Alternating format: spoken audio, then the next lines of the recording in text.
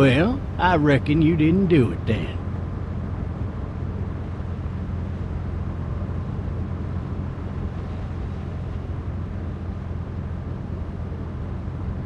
Does it really matter? Nah, not much. You know, I've driven a bunch of fellas down to this prison. Lord knows how many. Usually it's about now I get the, I didn't do it.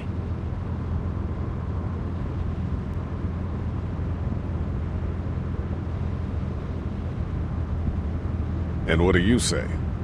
I say, yep, I know you didn't.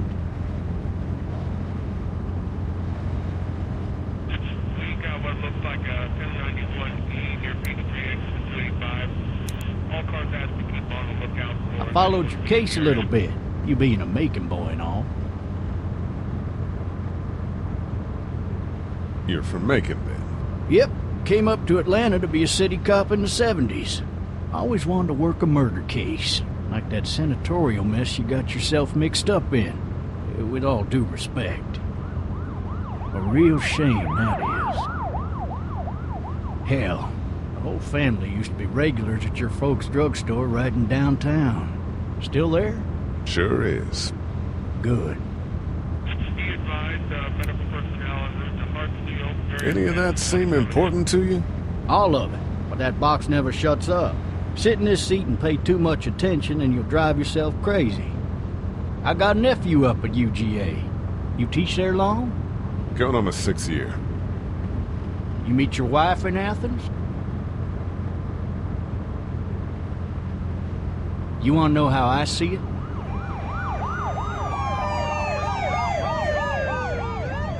Not really. Well, too bad. It's my car. You might have the right to remain silent, but it don't mean I gotta be.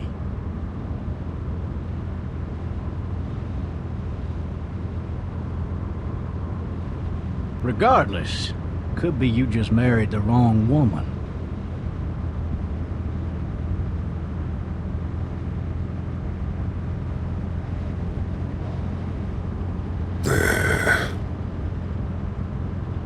Riot in progress. All officers are available for incoming 217. Rolling calls and dispatches to all locations.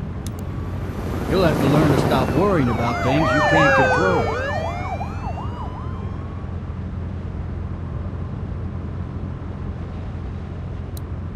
I'm driving this man once. He was the worst one. He wouldn't stop going on about how he didn't do it. He was an older fella, big soft eyes behind a pair of smart folk glasses. And he just wailing back there. Says it wasn't him. Crying and snotting all over right where you're All sitting. officers are available for incoming 217. Then before long, he starts kicking the back of the seat like a fussy baby on an airplane. And I tell him he's got to stop. That's government property, and I'll be forced to zap him otherwise. So he stops, and having exhausted all his options, he starts crying out for his mama. Mama, it's all a big mistake. It wasn't me.